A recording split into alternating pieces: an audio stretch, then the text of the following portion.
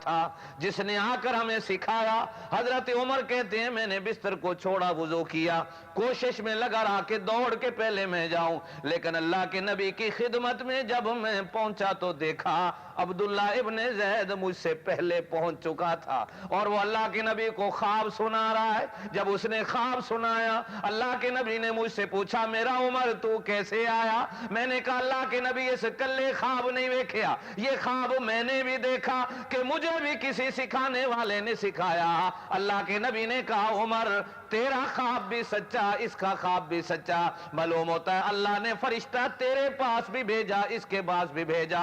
اے میرا بلال ادھر آؤ۔ بلال کو بلایا گیا، اللہ کے نبی نے حضرت عبداللہ ابن زید سے کہا، اللہ کے نبی نے حضرت عمر سے کہا جو کچھ تم نے سنا، جو کچھ سیکھا، جو کچھ دیکھا میرے بلال کو یاد کراؤ۔ حضرت بلال کو یاد کرایا گیا۔ اللہ کے نبی نے کہا اے بلال فجر کی اذان تو نے کہنی ہے، آج کے بعد قیامت تک میرے آنے والی امت کو بتا دو جو کچھ میرے عمر نے دیکھا، جو کچھ میرے عبداللہ ابن زید نے دیکھا، قیامت تک مسجدوں کے میناروں سے اللہ کے نام کو اسی طرح بلند کر کے نماز کا طریقہ اختیار کرنا۔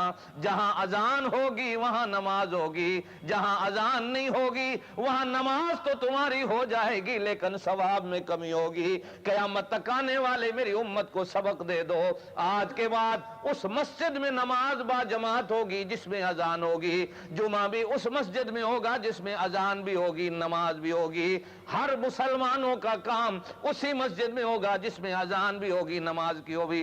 اب کیا مسئلہ نکلا میرے دوستو؟ اذان کہاں سے آئی؟ آئی تو اللہ کی طرف سے، لیکن سکھائی کس کو گئی؟ اتنی ساری رات یوسف زلیخا دا قصہ سنایا تو سویرے پوچھے اب یہ زلیخا کی زنانی سی کہ مرد سی؟ حضرت عمر کو اللہ کی طرف سے خواب کے اندر اذان سکھائی گئی۔ بات میں یہ کہہ رہا ہوں، سمجھو کہ نہیں؟ اب دنیا میں قیامت تک جہاں بھی جب تک اذان ہوتی رہے گی ثواب کس کو ملے گا؟ کیونکہ اللہ کی طرف سے اذان حضرت عمر کو سکھائی گئی، بعد میں حضرت بلال کو سکھائی۔ تو اذان کس بندے کی برکت سے ملی؟ ہوں میری گل سمجھے ہو نہیں کہ اذان کس بندے کی برکت سے ملی؟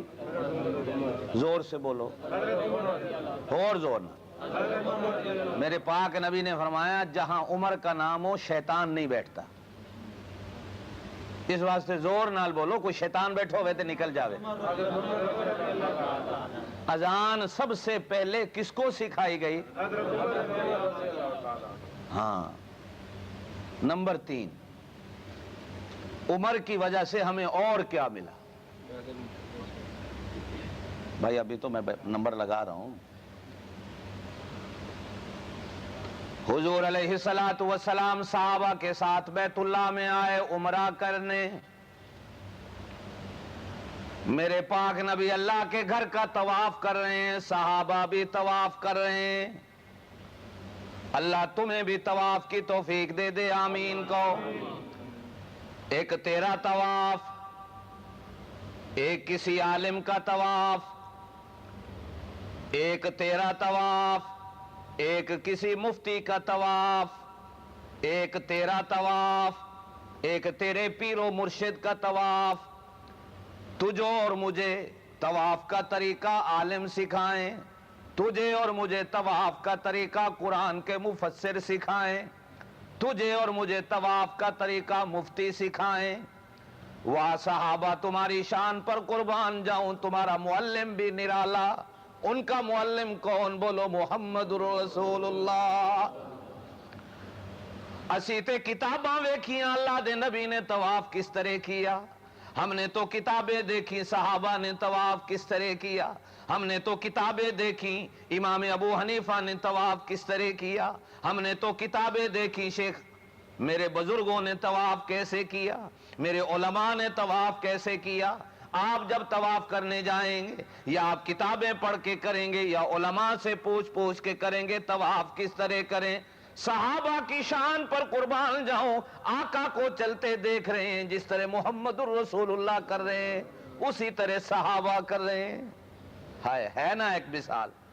انہاں دے پیر بھی ہلن تے محمد الرسول اللہ دی سنت دے طریقے تے, انہاں دیاں اکھاں بھی ہلن تے محمد الرسول اللہ کے طریقے پر, زبان سے لبیک بھی نکلے تو محمد الرسول اللہ کی لبیک کے بعد, دعا بھی نکلے تو محمد الرسول اللہ کی دعا کے بعد, حجر اسود کو بھی بوسہ دیں تو پہلے آقا بوسہ دیں پھر صحابہ دیں.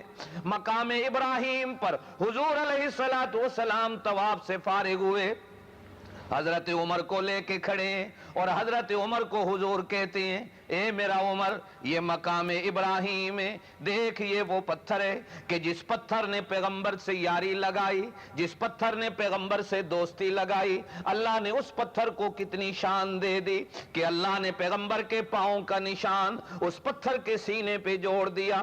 تو بھی اگر میرے ساتھ یاری پکی رکھے گا, دوستی پکی رکھے گا, تو اللہ تیرے دل میں بھی میری محبت کے پاؤں کے نشان لگا دے گا.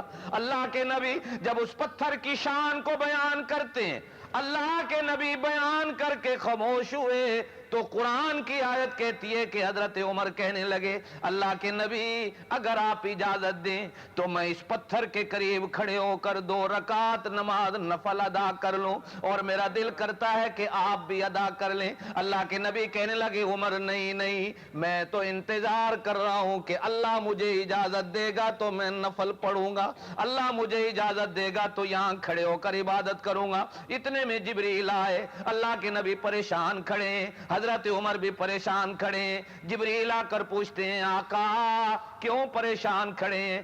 آقا کہنے لگے جبریل آج میرے عمر نے مجھ سے ایسا سوال کر لیا اور میں پریشان کھڑا ہوں کہ جواب کیا دوں, اس لیے کہ تو میرے پاس آیا نہیں مسئلہ لے کر, اللہ کا آرڈر لے کے نہیں آیا.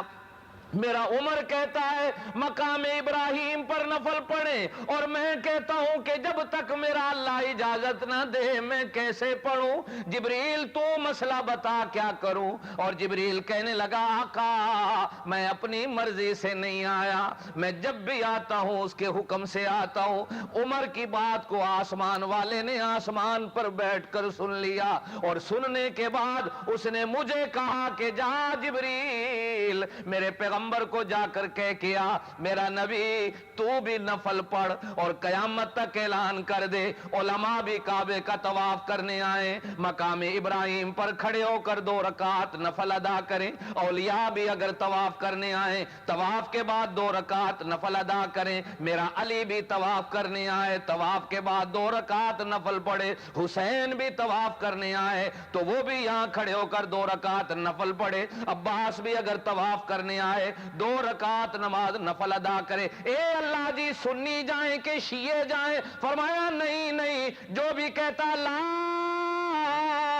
الہ الا اللہ محمد الرسول اللہ, جو بھی کعبے کا حج کرنے آئے, میں تقسیم نہیں کرتا وہ سنی ہو یا شیعہ ہو, وہ وہابی ہو یا دیوبندی ہو, وہ پاکستانی ہو یا ایرانی ہو, وہ افریقی ہو یا امریکی ہو, وہ ہندوستانی ہو یا بنگالی ہو, کوئی بھی آئے طواف کرنے, جب تک طواف کے بعد مقام ابراہیم پہ کھڑے ہو کر 2 رکعت نفل ادا کر کے میرے عمر کی سنت کو تازہ نہیں کرے گا, میں اس کے حج کو بھی قبول نہیں کروں گا.